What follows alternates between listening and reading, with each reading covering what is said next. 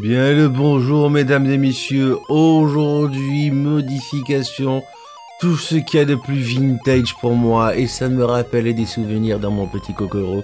Mais ça c'est après le générique, tout de suite.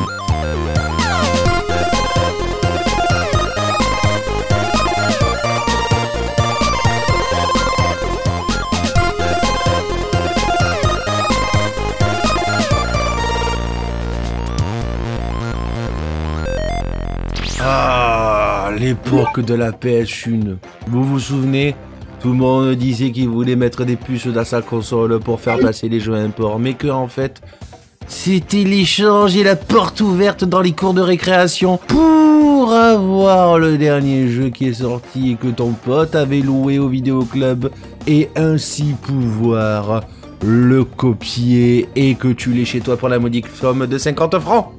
Quand ton jeu en faisait 400, c'était quand même pas mal. La bonne époque, la bonne époque. Alors aujourd'hui, on va installer une puce Mayumi qui ressemble à tout ce qu'il y a plus de normal à la modification comme un Multimode 3 sur une PS1. Multimode 3, c'est une autre puce d'ailleurs. Petit fait historique, on va expliquer vite fait, même si j'ai pas spécialement d'expérience, on va dire, en profondeur. Ça pourrait être le sujet d'une vidéo, mais bon, il y a déjà d'autres gens qui ont pris les thèmes de...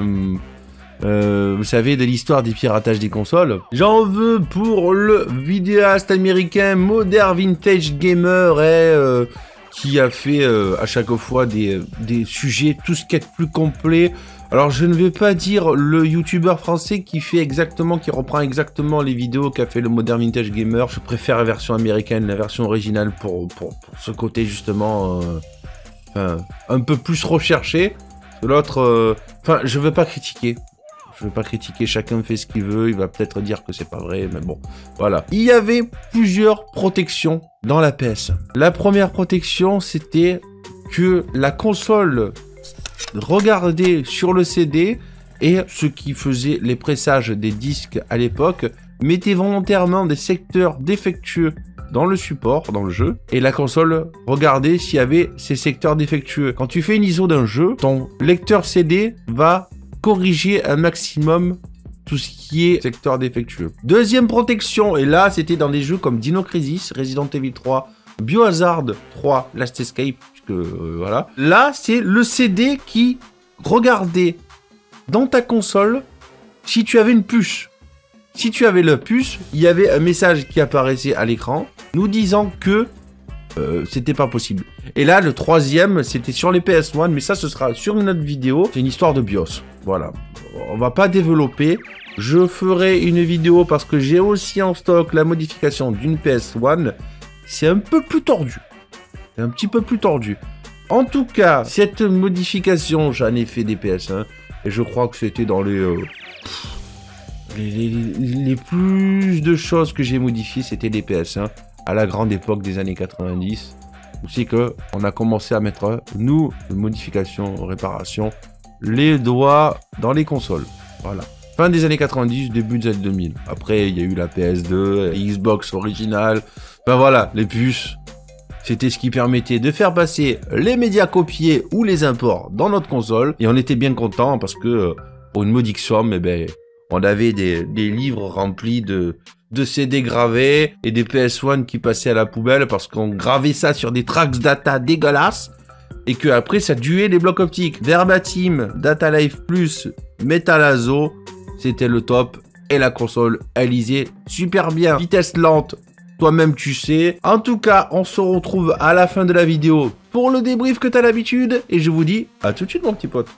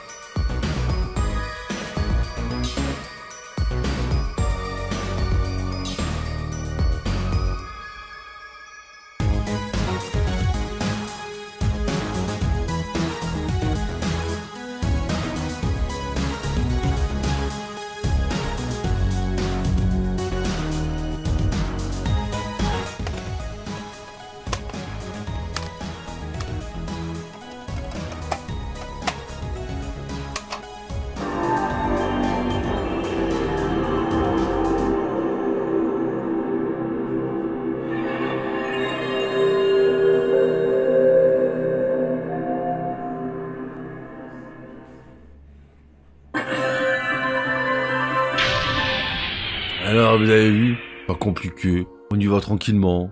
Et puis, on a cette PlayStation qui lit tout. D'ailleurs, je reste toujours étonné quand j'ouvre une PS1 aujourd'hui et qu'il n'y a pas de puce à l'intérieur. C'est quelque chose, pour moi, ça me semble surréaliste. C'est con, hein? T'as tellement l'habitude que tout le monde faisait modifier sa console à l'époque. Hein. Faut pas non plus... voilà.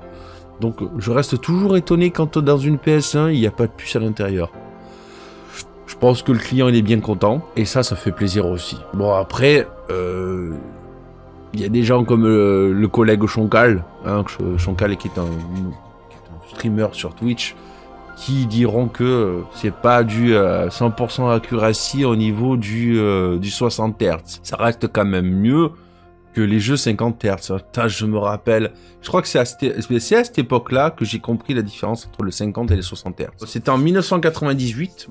Il était sorti, enfin, le petit fait historique, hein, je fais le petit fait historique. Il était sorti Resident Evil 2. D'ailleurs, beaucoup de gens sur ma chaîne Twitch, je leur avais parlé d'ailleurs. Chaîne Twitch, là, si tu sais pas où c'est, ben maintenant tu sais. Beaucoup de gens de ma chaîne Twitch sont au courant de cette histoire. Donc, c'était en 1998, il était sorti Resident Evil 2 en import en américain, dans la boutique Sud Games, une boutique qui a même pas fait un an d'ailleurs. On avait acheté le jeu, enfin j'avais acheté le jeu. Et j'avais fait le jeu en import américain, donc du coup, et ce qui m'avait permis de découvrir, et c'était trop bien, quoi. On était vraiment, on était au taquet à cette époque-là, quoi.